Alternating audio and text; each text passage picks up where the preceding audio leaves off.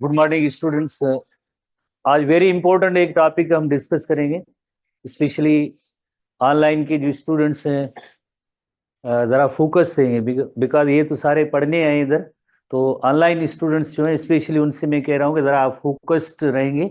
आज का टॉपिक बहुत ही एक इम्पॉर्टेंट है, उसकी जो बेसिक्स लर्न करना ज़रूरी है।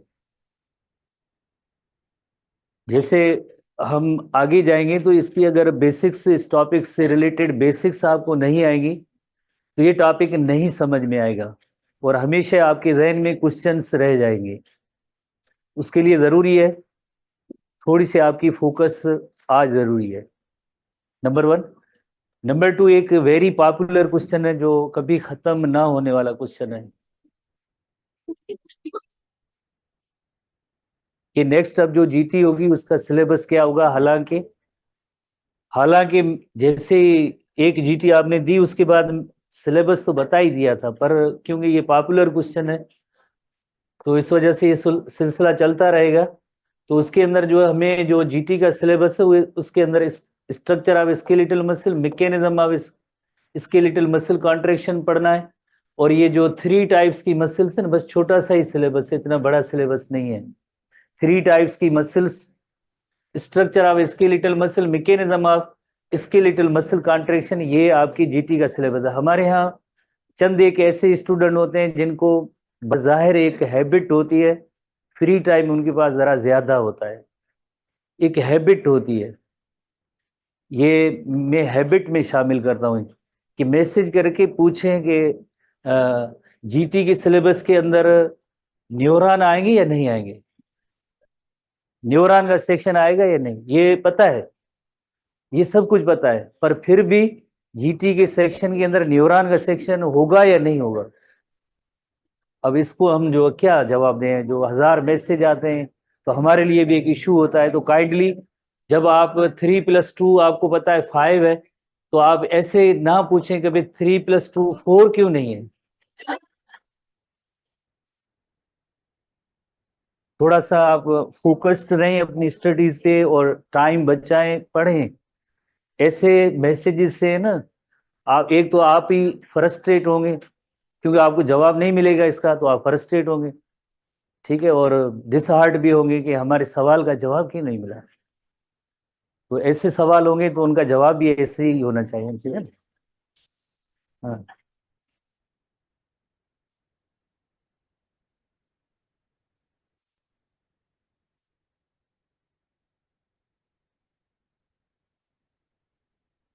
तो अब हम आते हैं जो वेरी इंपॉर्टेंट टॉपिक है, उस हवाले से नर्व इम्पल्स हमें सीखना है, पर उसकी थोड़ी सी एक बेसिक सीखनी है। जैसे कि आपको पता है कल 1-2 दिनों से हम न्यूरॉन पढ़ रहे हैं, उस न्यूरॉन के हवाले से कि न्यूरॉन का काम होता है कि सिग्नल या मैसेजेस को एक जगह से दूसरी जगह तक ट्रांसमिट करते हैं, सिग्नल्स को कंडक्ट करते हैं। न्यूरोगिलिया में नहीं, न्यूरॉन में ये एबिलिटी होती है कि सिग्नल्स को एक जगह से दूसरी जगह तक कंडक्ट करते हैं या उनको ट्रांसफर करते हैं। तो जाहिर है उसके लिए एक एनर्जी का होना जरूरी होता है। एनर्जी होगी तो सिग्नल्स एक जगह से दूसरी जगह तक जाएंगे। नाउ क्वेश्चन अराइजेस कि ऐसी एनर्जी या उसका जो पोटेंशियल है वो न्यूरॉन के पास किधर होता है, कहाँ पे होता है। तो ये हमारी बुक वगैरह की टर्म्स नहीं है, ये बुक के अंदर ये लाइन्स ऐसी नहीं है, पर एक छोटा सा कॉन्सेप्ट है। वो अगर सबसे पहले आपके जहन में होगा तो होपफुली आगे आप पूरी मैकेनिज्म को समझने में आपको आसानी होगी। जो एक न्यूरॉन रेस्ट में है उसके पास एक पोटेंशियल एनर्जी होती है। न्यूरॉन जो अभी अनस्टिमुलेटेड है, रेस्ट में है, कोई उसको स्टिमुलस नहीं मिलता है, उसके पास एक पोटेंशियल एनर्जी है। और ये पोटेंशियल एनर्जी आगे कहाँ पे इस्तेमाल होगी, पोटेंशियल एनर्जी ये इस्तेमाल होगी use to send signals from one part of another part of the body. यही न्यूरॉन का काम है कि सिग्नल को कंडक्ट करना या एक जगह से मैसेज दूसरी जगह तक लेके जाना। यकीनन उसके लिए एनर्जी चाहिए, और एनर्जी उसकी कहाँ पे मौजूद होती है कि पोटेंशियल एनर्जी मौजूद होती है। This energy resides in electrical charge difference. Clear हो गई ना बात कि ये एनर्जी है कहाँ, इलेक्ट्रिकल चार्ज डिफरेंस के अंदर वो एनर्जी मौजूद है, इलेक्ट्रिकल चार्ज डिफरेंस। यकीनन आपने फिजिक्स वगैरह में पढ़ा होगा, चार्ज की एक सेपरेशन भी होती है, डिफरेंट चार्जेस भी होती है, एक मीडियम और दूसरे मीडियम में अलग अलग जैसे चार्जेस हैं। अक्रॉस द प्लाज्मा मेम्ब्रेन, जैसे न्यूरॉन की जितनी भी लेंथ, फॉर एग्जांपल ये न्यूरॉन की लेंथ है, ये एक न्यूरॉन की जैसे इंटायर लेंथ है, तो इस न्यूरॉन का इनसाइड और आउटसाइड उनके अंदर चार्ज की डिफरेंस है, because inside of the neuron उसके अंदर अलग चार्ज होगी, और आउटसाइड जो एक्स्ट्रा सेल्यूलर एनवायरनमेंट होता है, एक्स्ट्रा सेल्यूलर फ्लूइड या एक्स्ट्रा सेल्यूलर जो एनवायरनमेंट होता है उसकी चार्ज अलग होगी, और जो साइटोप्लाज्म होता है न्यूरॉन का उसके अंदर जो कंपोनेंट्स होते हैं उनके अंदर चार्ज अलग होगी।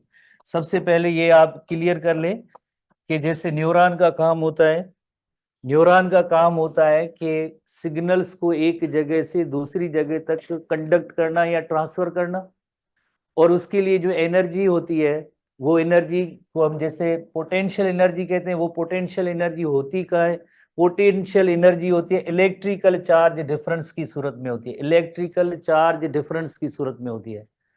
अब इलेक्ट्रिकल चार्ज डिफरेंस किस तरह से, जो साइटोप्लाज्म होता है न्यूरॉन का, जो साइटोप्लाज्म होता है उसके अंदर नेगेटिव चार्ज होती है, और जो एक्स्ट्रा सेल्यूलर फ्लूइड या एनवायरनमेंट है वो उस पे जो है पॉजिटिव चार्ज होती है, नेगेटिव चार्ज पॉजिटिव चार्ज। तो अब जिस तरह से एक लफ्ज हमने सीखा कि न्यूरॉन का जो बेसिक काम होता है टू कंडक्ट द सिग्नल, उसके लिए एक एनर्जी की जरूरत होती है, और वो एनर्जी किस में मौजूद है? इलेक्ट्रिकल चार्ज डिफरेंस की सूरत में मौजूद है।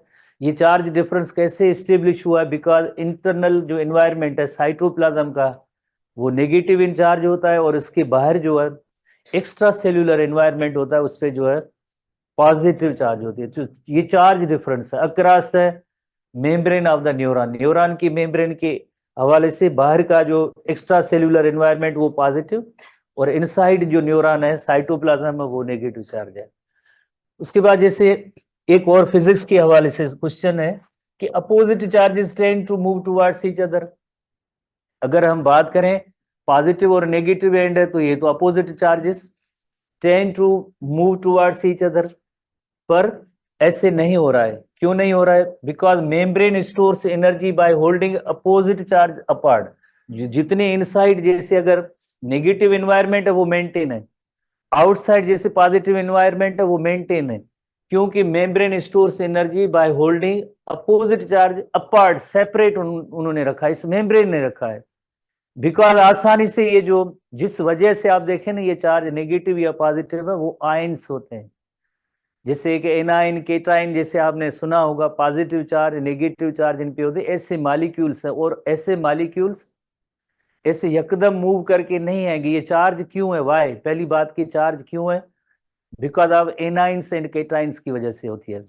जैसे ऑर्गेनिक एनाइंस जो होते हैं न्यूरॉन के इनसाइड जो होता है, ऑर्गेनिक एनाइंस बहुत ही ज्यादा होते हैं inside the neuron. Organic anions जो बड़े बड़े मॉलिक्यूल्स होते हैं, और ऑर्गेनिक एनाइंस नहीं कहेंगे जिन पे नेगेटिव चार्ज है, जैसे प्रोटीन मॉलिक्यूल है। ये ऑर्गेनिक एनाइंस इतने बड़े मॉलिक्यूल है, तादाद में ज्यादा है, जिसकी वजह से ये जैसे बाहर आए ये पॉसिबल ही नहीं है। ऑर्गेनिक एनाइंस की कंसंट्रेशन ज्यादा होती है इनसाइड द न्यूरॉन।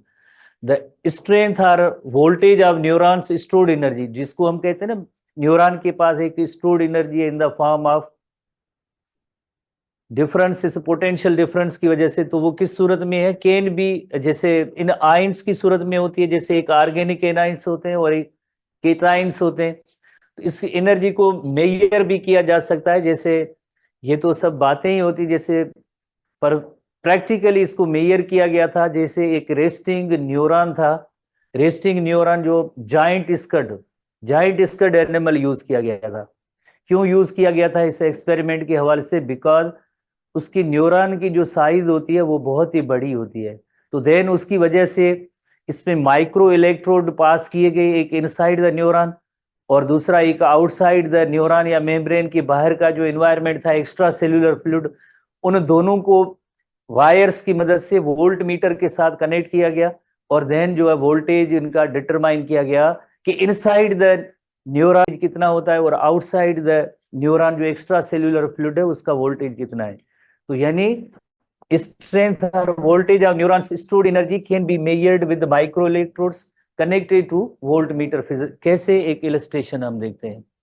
जैसे ये न्यूरॉन जो उसकी मेम्ब्रेन है, प्लाज्मा मेम्ब्रेन है, आप देखें एक एक्स्ट्रा सेल्यूलर इन्वायरमेंट है, एक्स्ट्रा सेल्यूलर फ्लूइड है, और ये जो है इसका साइटोसोल है।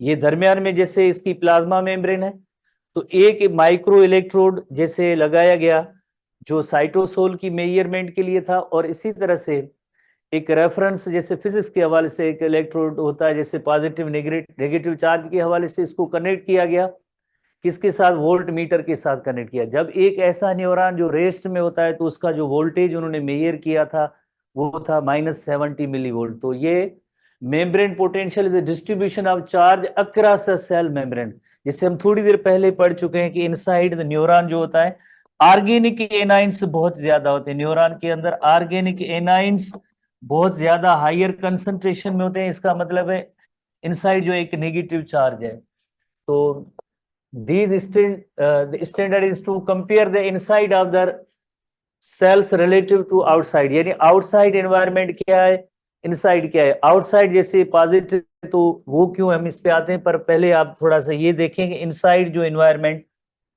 नेगेटिव है और इसका जो मेजरमेंट की गई थी तो उस वक्त -70 मिलीवोल्ट आया था। कब कि इनसाइड जो न्यूरॉन होता है वो नेगेटिव चार्ज वाले ऑर्गेनिक एनाइंस की कंसंट्रेशन ज्यादा होती है। तो सबसे पहले आपने ये नोट करना है कि इसकी स्ट्रेंथ किस में है, इस पोटेंशियल डिफरेंस में। नंबर 2, जैसे ये ऐसा क्यों है, ऐसा इस वजह से बिकॉज न्यूरोलेमा जो plasma membrane of the neuron है उसके इनसाइड जैसे आप देखें और आउटसाइड देखें, कंपेयर करें, आउटसाइड जो पॉजिटिव एनवायरनमेंट होता है, इनसाइड एक नेगेटिव एनवायरनमेंट होता है। अब हम थोड़ी सी मजीद जैसे कुछ एक चंद एक पॉइंट्स को सीखते हैं कि जो स्पेशली ये जो न्यूरॉन होता है उसकी प्लाज्मा मेम्ब्रेन बाकी सेल से थोड़ी सी डिफरेंस होती है, उसमें डिफरेंट होती है। जैसे ये न्यूरॉन की अगर हम एक छोटी सी इलस्ट्रेशन इधर बनाते हैं कि जिसमें हम इस मेम्ब्रेन के हवाले से देखेंगे कि इसकी मेम्ब्रेन के अंदर क्या क्या होता है। ये जो प्लाज्मा मेम्ब्रेन इसकी हम लेंगे, उसके अंदर हम ऑब्जर्व करें तो इसके अंदर होता क्या है। इसके अंदर एक जैसे फॉर एग्जांपल ये मेम्ब्रेन का छोटा सेक्शन लिया है, इस मेम्ब्रेन के अंदर जैसे ये इनसाइड एनवायरनमेंट न्यूरॉन के इनसाइड का एनवायरनमेंट है और ये एक्स्ट्रा सेलुलर एनवायरनमेंट जो फ्लूइड वाला एनवायरनमेंट है। थोड़ी देर पहले पढ़ा था कि इस पे बाहर की जो चार्ज है वो पॉजिटिव है। क्यों पॉजिटिव है, इस न्यूरॉन के बाहर जो ये पॉजिटिव है, और इनसाइड जो आपने थोड़ी देर नोट किया था इनसाइड जो है नेगेटिव की कंसंट्रेशन बहुत ज्यादा, ऑर्गेनिक एनाइंस जो हायर कंसंट्रेशन में है, और ये बड़े मॉलिक्यूल हैं जैसे प्रोटीन मॉलिक्यूल्स हैं, तो ये प्रोटीन यहाँ से पास नहीं हो सकेंगे, तो ये हमेशा जिन पे जैसे नेगेटिव चार्ज है। अब हम देखेंगे और कौन कौन सी चीजें हैं। एक चीज आपके जहन में होनी चाहिए, रिकॉल करें कि ये प्लाज्मा मेम्ब्रेन किसकी बनी होती है। Plasma membrane major component, main fabric of the plasma membrane phospholipid main fabric है, पर उसके साथ साथ जैसे प्रोटीन की कुछ एक चंद एक गेट्स होते हैं जैसे चैनल की सूरत में काम करते हैं, उन्हीं प्रोटीनियस गेट के जरिए सर्टेन आयंस पास हो सकेंगे। बाकी जैसे मेन फैब्रिक का प्लाज्मा मेम्ब्रेन होता है वो फास्फोलिपिड मॉलिक्यूल होता है, उसके जरिए जैसे ऐसे आयंस वगैरह पास नहीं हो सकेंगे। तो उसमें जो है गेट्स हैं, जैसे हम कहें कि गेट्स हैं, चैनल्स हैं, जिसमें आयन से उसी में से पर्टिकुलर आयन जो है वो पास हो सकता है। कुछ ऐसे जैसे गेट्स या चैनल्स होते हैं जिनमें मोस्टली तो एक ही स्पेसिफिक आयन उसी में से पास हो सकता है। प्रोटीन की ये बने होते हैं चैनल्स, एक स्पेसिफिक टाइप, कुछ ऐसे होते हैं जिनमें एक या दो जो है ये टाइप के जो आयंस जो है पास हो सकते हैं। जैसे सोडियम पोटेशियम पंप जो है, आप एग्जाम्पल ले सकते हैं, जिस चैनल से या गेट से sodium as well as potassium ions से पास होते हैं by the use of ATP. पर इन प्लाज्मा मेम्ब्रेन के साथ ऐसे आयन चैनल्स या गेट्स होते हैं। कौन कौन से आयन चैनल या गेट्स होते हैं, सबसे पहले 3 टाइप्स के चैनल्स को सीखेंगे। एक चैनल होते हैं जिन्हें कहते हैं लीक चैनल या लीकेज चैनल, ये हमेशा जैसे ओपन ही रहते हैं लीक चैनल्स। सोडियम का भी लीक चैनल है एज वेल एज पोटेशियम का भी लीक चैनल है।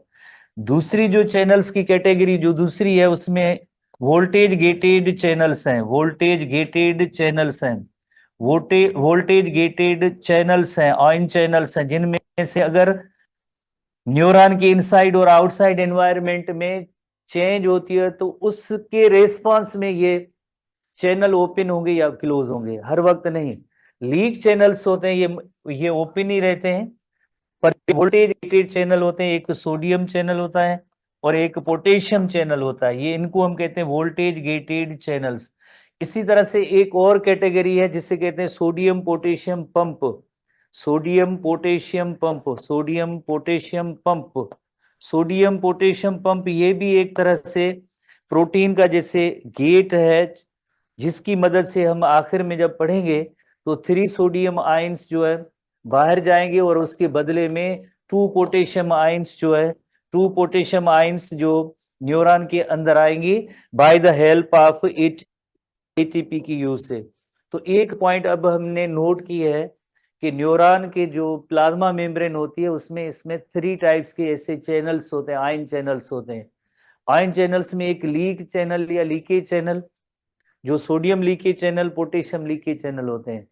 ये जो कंसंट्रेशन ग्रेडियंट के अकॉर्डिंगली जिसमें आयंस की मूवमेंट होती रहती है, जैसे अगर एक साइड पे कंसंट्रेशन ज्यादा है, दूसरी साइड पे किसी आयन की कम है, तो उस डायरेक्शन में ये मूव होते रहते हैं। जैसे फॉर एग्जांपल पोटेशियम आयंस जो है मुसलसल अगर एक न्यूरॉन रेस्ट में है तो पोटेशियम आयंस जो है वो बाहर जा रहे होते हैं। आपको थोड़ी नॉलेज तो मौजूद है ना आपके पास, जैसे इनसाइड न्यूरॉन शुरू शुरू में पोटेशियम आयंस की कंसंट्रेशन ज्यादा होती है और बाहर सोडियम आयंस की कंसंट्रेशन ज्यादा होती है। पोटेशियम आयंस के चैनल भी ऐसे लीक चैनल भी ज्यादा है, जिसकी वजह से ये बाहर जाते रहते हैं, मुसलसल मुसलसल बाहर जाते रहेंगे न्यूरॉन से, inside to outside, inside to outside ये बाहर जाते रहेंगे। तो जाहिर है पीछे क्या रह जाएगा, नेगेटिव वाले चार्ज वाले कंपोनेंट्स ज्यादा होंगे, तो इनसाइड उनका जो है नेगेटिव होता है, बाहर जो है उनका पॉजिटिव होता है। ये जो ऑर्गेनिक एनाइन बड़े हैं ये फिक्स है, ये कोई इनकी मूवमेंट नहीं होती है, इनकी कभी भी नहीं मूवमेंट होती है ऑर्गेनिक एनाइन की। इनकी साइज इतनी बड़ी है, ना ही इनको बाहर निकलने के लिए कोई गेट या चैनल दिया गया है। गेट या चैनल जो है मौजूद है वो सिर्फ आयंस की मूवमेंट के लिए होते हैं, सिर्फ आयंस जो इनसाइड और आउटसाइड जैसे ये मूव कर सकते हैं।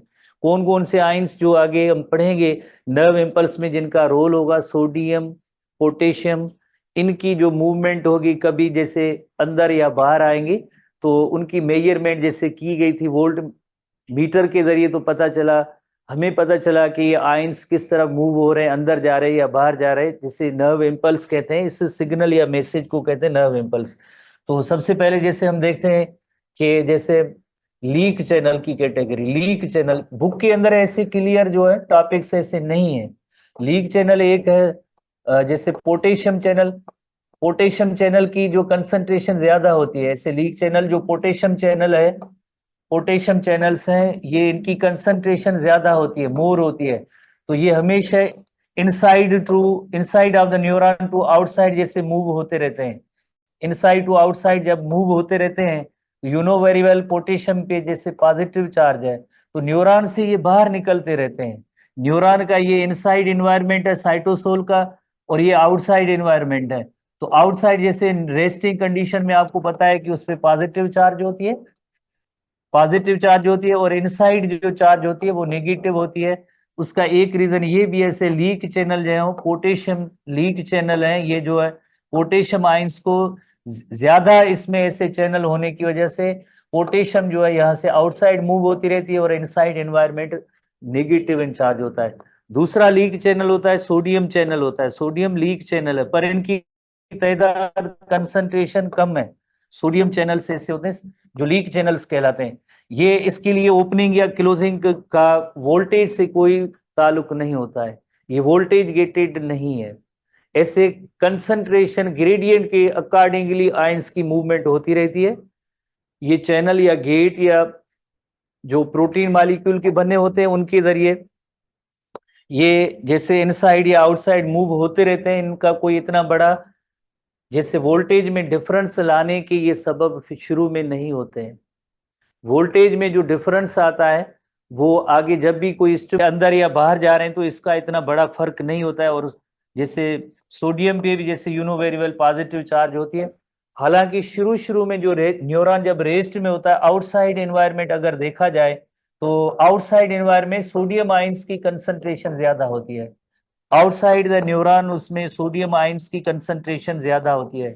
दे are more concentrated outside the neuron. Neuron के बाहर जो है सोडियम आयंस की कंसंट्रेशन ज्यादा होती है, सोडियम आयंस की कंसंट्रेशन ज्यादा होती है।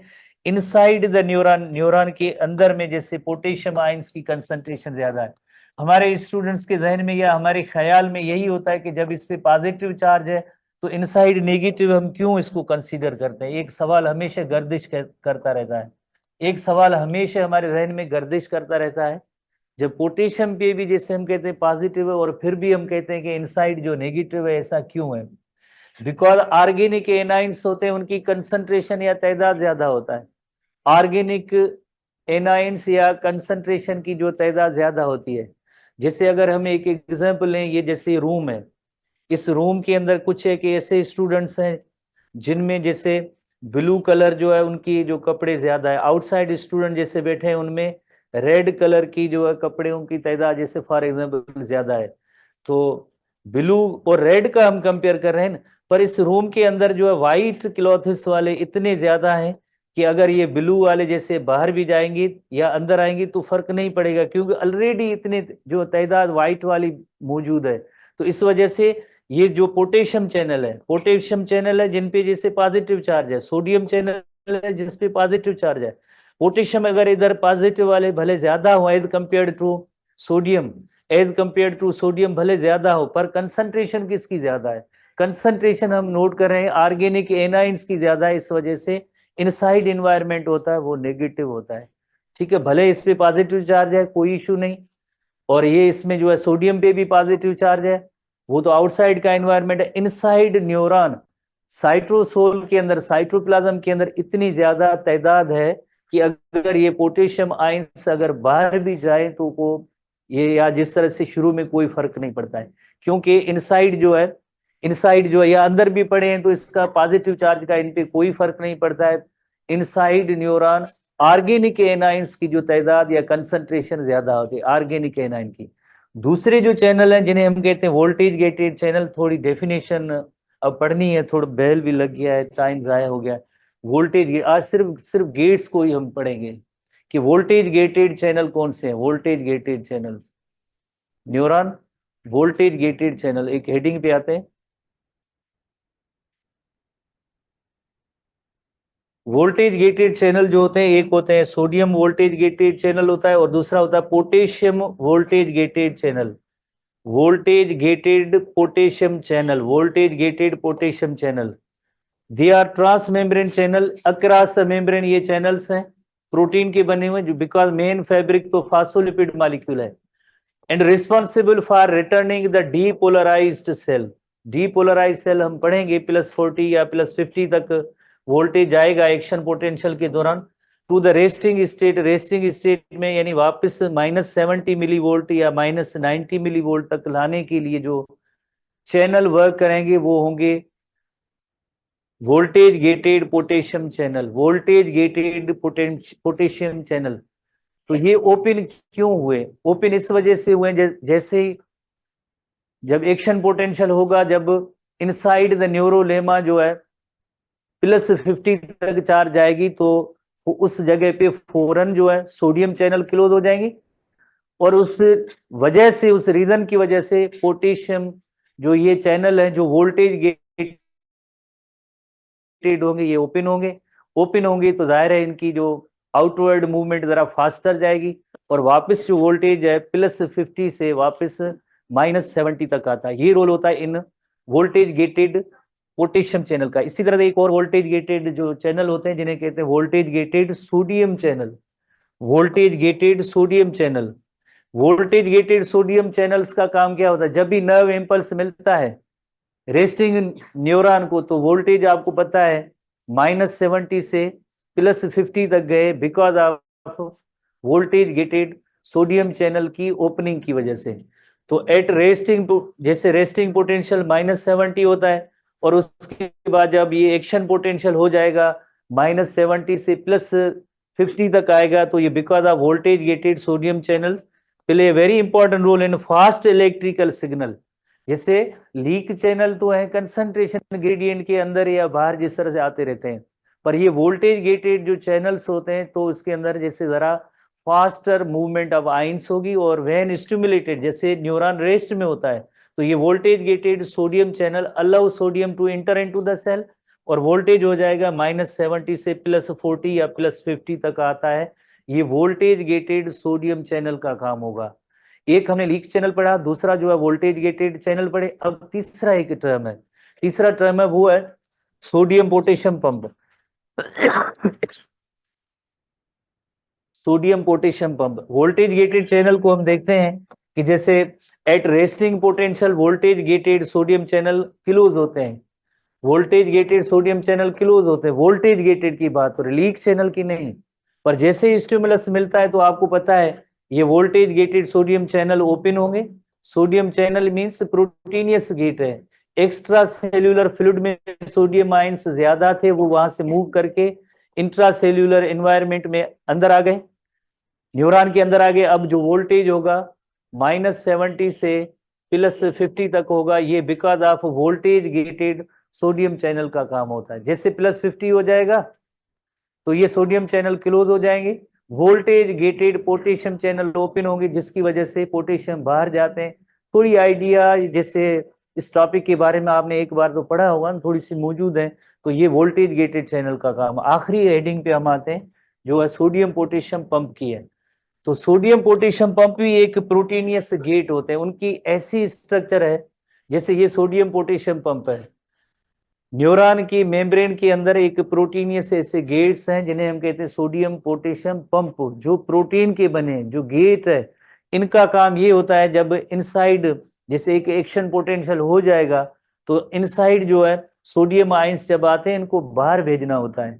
कैसे? जब 3 सोडियम आयंस बाहर जाएंगे और उसके बदले में इस गेट की स्ट्रक्चर ही ऐसी बनी हुई है, 3 सोडियम आयंस जो बाहर जाएंगे बदले में 2 पोटेशियम आयंस, 2 पोटेशियम आयंस अंदर आएंगी, और ये सोडियम पोटेशियम पंप जो ऑपरेट करेगा by the expenditure of ATP molecule. ATP drive इन है, एटीपी ड्राइव इन है। तो होता क्या है, जैसे आप देखें 3 सोडियम चैनल, इस सोडियम पोटेशियम पंप के जरिए 3 सोडियम आयंस बाहर जाएंगे और बदले में 2 पोटेशियम आयंस अंदर आएंगे।